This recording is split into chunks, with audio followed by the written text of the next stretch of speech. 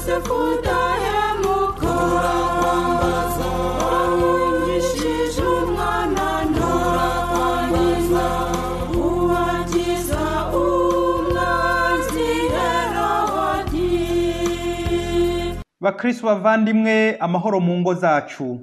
Dore amasomo tugiye kuzirikana kuri iki cyumweru cy'urwo rutagatifu rw'i Nazareti tariki ya 29 Ukuboza 2019. Isomo rya mbere ryo mu gitabo cya mwene Siraki umutwe wa 3 umurongo wa 2 kugeza kwa 6 n'uwa 12 kugeza kwa 14. Zaburi ni 128. Isomo rya kabiri ni ryo mu Yohana Paulo mutagatifu yandikiye Abanyakolosi umutwe wa 3 umurongo wa 12 kugeza kwa 21. Zaburi ni ya 72. Ivanjiri ni yanditswe na Matayo umutwe wa 2 umurongo wa 13 kugeza kwa 15 n'uwa 19 kugeza kwa 23. Nyagasani Yezu nabane namwe. Amagambo mu Ivanjiri ntagatifu uko yanditswe na Matayo.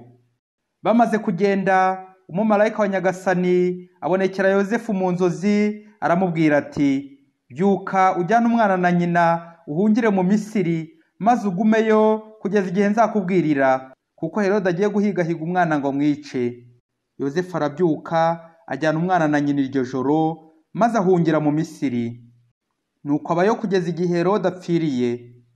Ibyo byabereye kugira ngo huzuzwe ibyo Nyagasani yavugishije umuhanuzi ati: "Nahamagaye umwana wanjye mu Misiri." Herode amaze gupfa, umumarayika wa Nyagasani abonekera Yosefu mu nzozi akiri mu Misiri. Aramubwira ati: "Haguruka ujyane umwana na nyina usubire mu gihugu cya Isiraheli, kuko abashakaga kwica umwana bapfuye." Yosefu arabyuka ajyana umwana na nyina asubira mu gihugu cya Isiraheli. Ariko yumvise ko Arikelewusi yazunguye se Herodi mu Yudeya, atinya kujyayo. Nk'uko rero yabisobanuye mu nzozi, agana mu karere ka Galileya, ajya gutura ku musozi witwa Nazareti. Bityo huzuzwa ibyavuzwe n'abahanuzi ngo azitwa Umunyanazareti. Iyo ni Ivanjiri ntagatifu.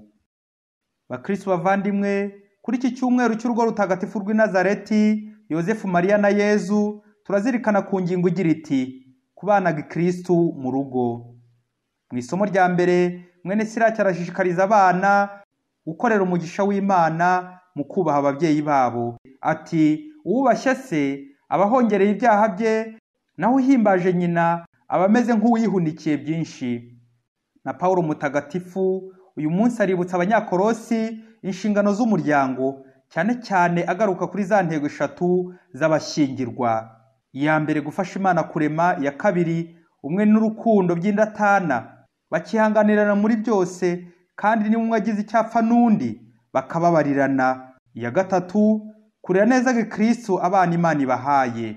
Bavandimwe, urugo rurimo Yezu ntihaburamo koroherana, kubabarirana, kumvira, gukundana, mbese nka Yezu, Yosefu na Mariya.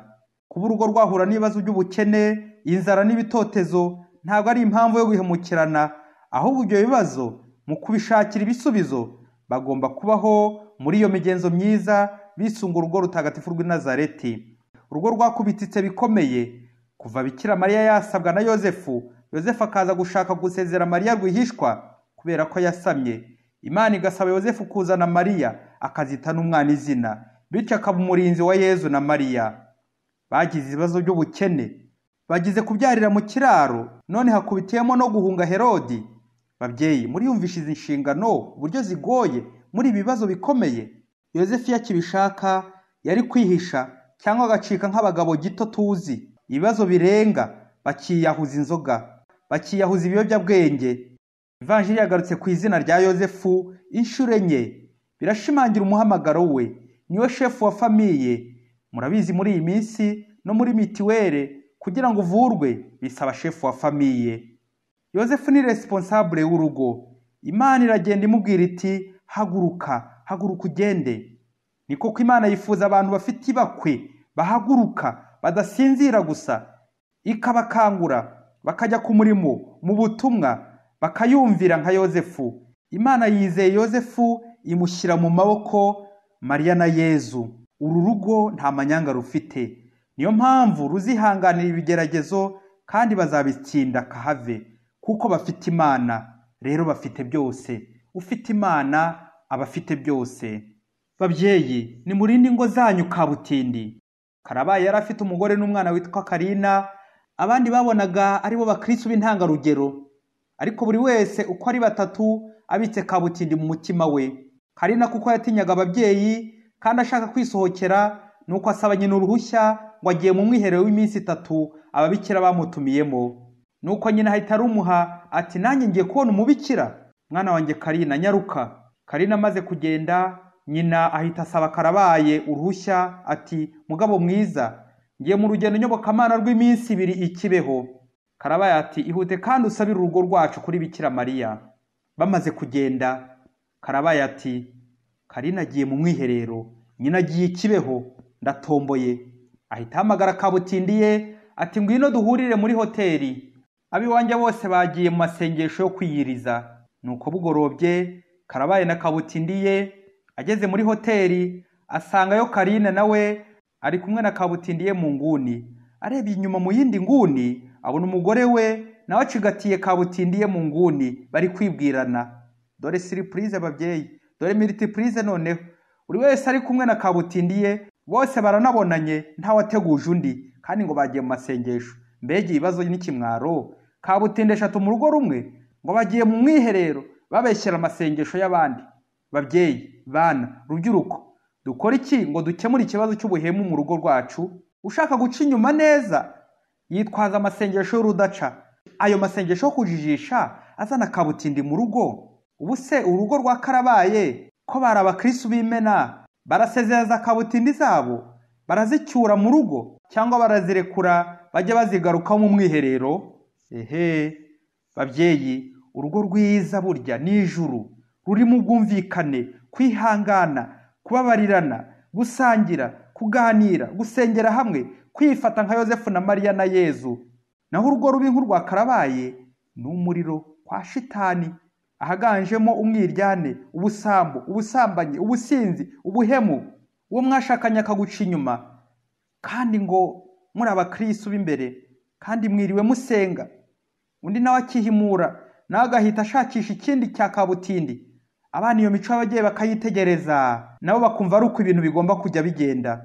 Nuko rero za ngeso zimwe bakazongera kwibere, nabo si ukwigumura, bakamera nk'ihene ziciye ibiziriko zo mu ki. Wajya kureba ugasanga urugo rwose rwuzuye shitani, za kabutindi, ibisimba.